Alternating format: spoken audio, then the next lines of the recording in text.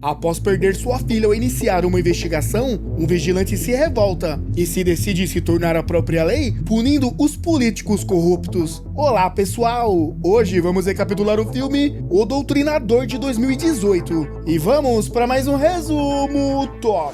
O filme começa com um grupo de pessoas reunidas na prefeitura, incluindo o governador Sandro Correia, suspeito de desviar dinheiro do estado destinado à compra de equipamentos hospitalares para seu próprio benefício. Poucos dias antes, membros da divisão especial da DEA invadiram a luxuosa casa do governador. Eles não apenas fizeram uma visita, mas também revistaram a residência e o prenderam. Os detetives Miguel e Edu foram responsáveis por essa operação. O governador foi então conduzido a uma sala de interrogatório, onde os agentes apresentaram provas de seu uso indevido dos fundos. Foi uma verdadeira chuva de acusações. Durante uma conversa gravada, o governador ameaçou prejudicar qualquer um que revelasse suas ações, seja ao público ou à polícia. Ele até tentou subornar o Ministério Público para evitar punições. Ficou evidente que o governador era muito corrupto. Pouco depois, o advogado do governador chegou, perguntando sobre as férias da família do governador em Miami e informando que já havia contatado o Ministério Público. O advogado afirmou que o governador permaneceria em casa até o julgamento, convencido de que logo estaria livre. Ele instruiu seu advogado a preparar seus guardas pessoais, suspeitando que alguém poderia estar o vigiando devido ao escândalo financeiro. O Ministério Público não possuía evidências suficientes para mantê-lo na prisão, então ele foi liberado para ficar em casa, com a condição de permanecer lá até a conclusão da investigação. Miguel e Edu, agentes da Divisão Especial Armada, receberam permissão de seu chefe para também irem para casa. Ao chegar em casa, Miguel encontrou sua filha dormindo no sofá. Com cuidado, ele a levou para a cama. Ela acordou brevemente, desejou boa noite e expressou seu orgulho por ele ter capturado os criminosos. No dia seguinte, Miguel planejava levar sua filha a um jogo de futebol, mas antes que pudessem sair, sua ex-esposa chegou para buscá-lo. No trabalho, Miguel foi surpreendido pela notícia de que sua equipe estava sendo desfeita. O caso envolvendo o dinheiro do governador Correia estava sendo transferido, algo que Miguel havia trabalhado intensamente nos últimos meses, o deixando profundamente irritado. Miguel discordava das decisões de seus superiores, mas foi obrigado a deixar o escritório, lembrando de sua promessa de levar sua filha ao jogo de futebol. Ele a encontrou rapidamente e ela já estava esperando com sua ex-esposa. Apesar de estarem um pouco atrasados, sua filha estava muito animada para assistir ao jogo com seu pai. Eles vestiram suas camisas do Brasil, tiraram uma rápida foto em grupo e correram para o estádio. No caminho para o jogo, ocorreu algo terrível. Repentinamente, alguém atirou na filha de Miguel. Ele ficou em choque, mas a carregou rapidamente para o hospital em busca de ajuda. As enfermeiras a levaram imediatamente para a sala de emergência e disseram a Miguel para esperar do lado de fora. Miguel estava extremamente ansioso e decidiu entrar na área de emergência. Enquanto percorria o hospital, ele viu muitos pacientes que não estavam recebendo os cuidados adequados. Parecia que o hospital estava enfrentando dificuldades financeiras ou não tinha instalações adequadas. Miguel encontrou sua filha deitada, fraca,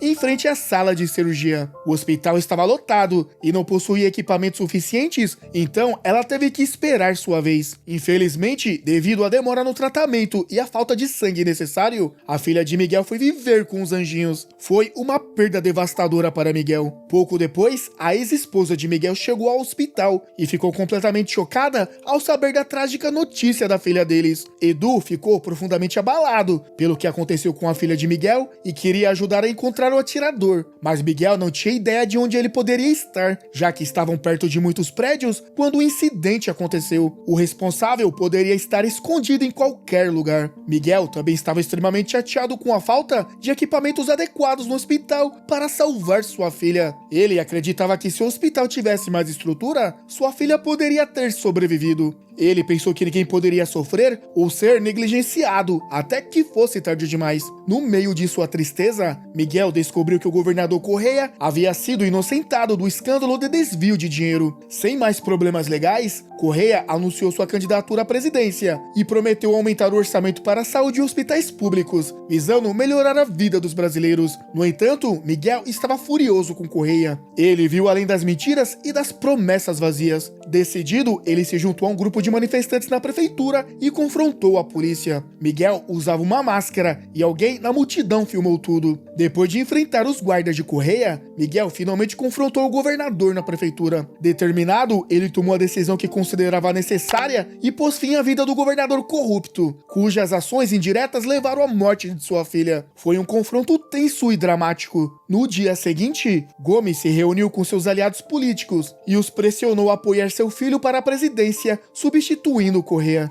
A proposta surpreendeu a todos, já que o filho de Gomes não parecia preparado para o cargo. Diante das preocupações expressas, Gomes ficou furioso e ameaçou expor as atividades corruptas deles à ministra Regina. Alguns dias depois, Miguel optou por retornar ao trabalho, determinado a não se deixar consumir pela tristeza pela perda de sua filha. Miguel e Edu foram designados para investigar o caos durante o protesto. Sua equipe conseguiu capturar algumas pessoas suspeitas de estarem por trás da confusão. Entre os detidos, Miguel reconheceu uma mulher que ele havia visto durante o protesto. Para proteger sua identidade, Miguel se ofereceu para interrogá-la. A mulher, chamada Nina, revelou ser uma programadora. Ela sabia que Miguel era o responsável por enfrentar a polícia durante o tumulto e afirmou ter provas em vídeo de suas ações em seu telefone. Sem alternativa, Miguel concordou em deixá-la ir e recuperar seu telefone antes que seus colegas descobrissem. Nina decidiu então ajudar Miguel na investigação sobre o desvio de fundos médicos e equipamentos hospitalares. Diante da necessidade de colaboração, Miguel reconheceu que precisava de sua ajuda e concordou com a proposta. Nina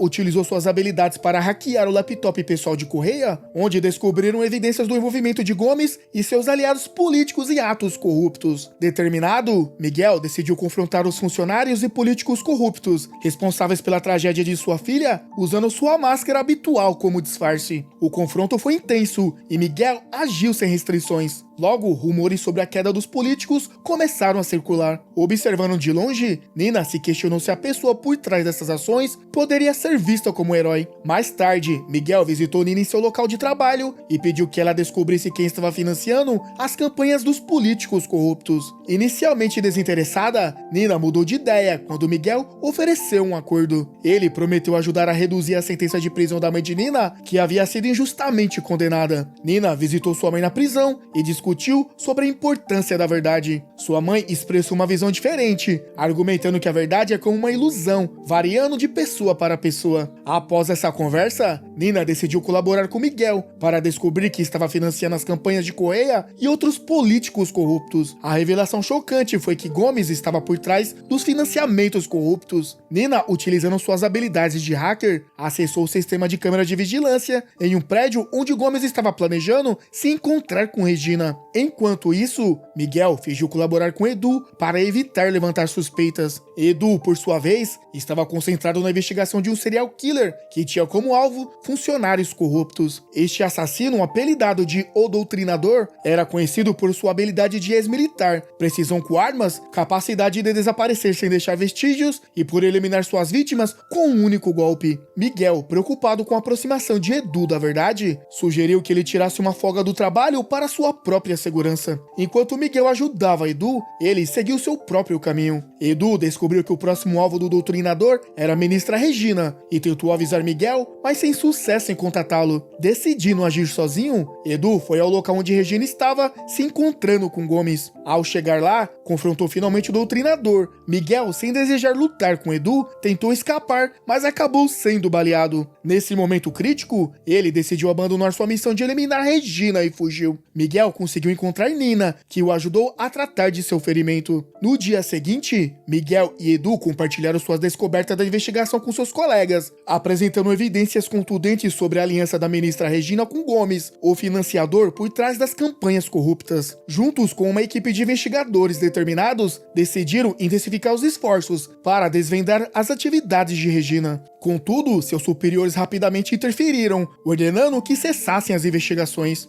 As insinuações de suborno por parte de Gomes aos chefes deixaram Miguel extremamente irritado com a situação. Decidido a agir por conta própria, ele resolveu lidar diretamente com Gomes. Enquanto isso, na residência de Gomes, ele compartilhava o jantar com influentes funcionários do governo. Seu filho também estava presente, visivelmente desconfortável diante da presença dessas figuras importantes. Em um momento de pausa, ele se voltou para sua mãe e confidenciou que não se sentia preparado para assumir a presidência, mas temia desapontar seu pai. Gomes, ao ouvir as dúvidas de seu filho, tentou tranquilizá-lo e encorajá-lo. Porém, antes que pudesse prosseguir, Miguel já estava com o alvo na mira e, sem hesitação, disparou contra o filho de Gomes, o eliminando instantaneamente. Miguel tomou essa medida extrema para pressionar Gomes a confessar seus crimes, mas, inesperadamente, Gomes transformou a tragédia de seu filho em uma jogada política magistral. Ele se autoproclamou como o novo candidato presidencial, substituindo seu filho no cenário político. Enquanto isso, Gomes também iniciou uma investigação sobre as mortes de seus colegas. Siqueira, o advogado, estava profundamente envolvido nas investigações. Finalmente, ele descobriu que o doutrinador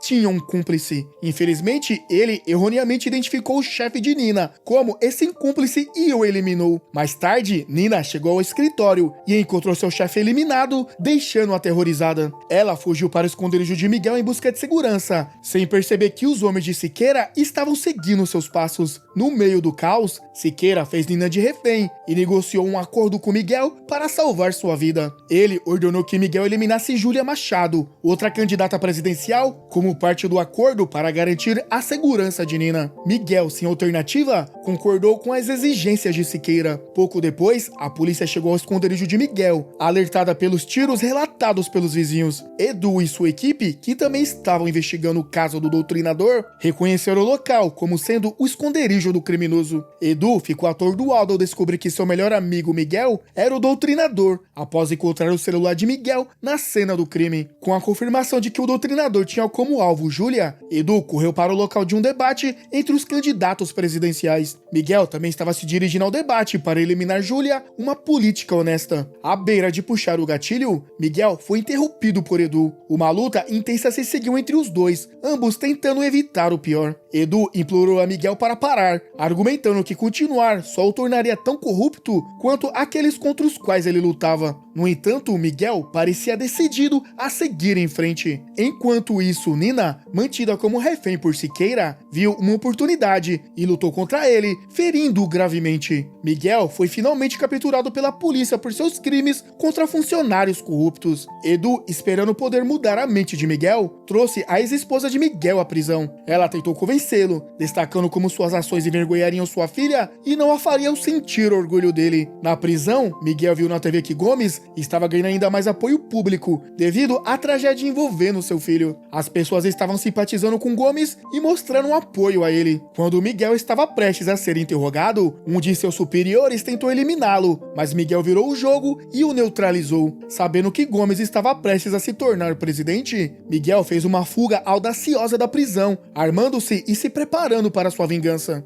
Ele correu em direção ao prédio do parlamento, onde Gomes e seus aliados políticos celebravam temporariamente sua vitória sobre Júlia. Miguel não hesitou e invadiu o local, eliminando todos os homens e colegas de Gomes pelo caminho. Ao chegar ao escritório de Gomes, este testemunhou justificar que a corrupção era inevitável devido à ganância humana, mas Miguel não estava interessado em desculpas. Após atirar em Gomes e eliminá-lo, Miguel se viu cercado pelos capangas de Gomes, todos apontando suas armas para ele. Porém, Miguel tinha um plano. Ele havia plantado uma bomba em seu carro e acionou o detonador. O prédio inteiro explodiu, desmoronando com Miguel dentro. No dia seguinte, quando a polícia e os peritos investigaram a cena do crime, tudo o que encontraram foi a máscara que o doutrinador usava. Não havia sinal do corpo de Miguel. O filme termina com uma cena do doutrinador se preparando para atirar em um alvo do topo de um prédio. Fica um mistério se esse doutrinador é Miguel, que de alguma forma sobreviveu à explosão, ou outra pessoa que assumiu a missão de eliminar pessoas corruptas. E assim, chegamos ao final da história. E galera, de 1 a 10, qual seria a sua nota para esse filme? E se você não gosta de comentar, deixa o like pra me saber se você tá gostando do vídeo. Principalmente você que chegou até aqui. Vou ficando por aqui e até a próxima.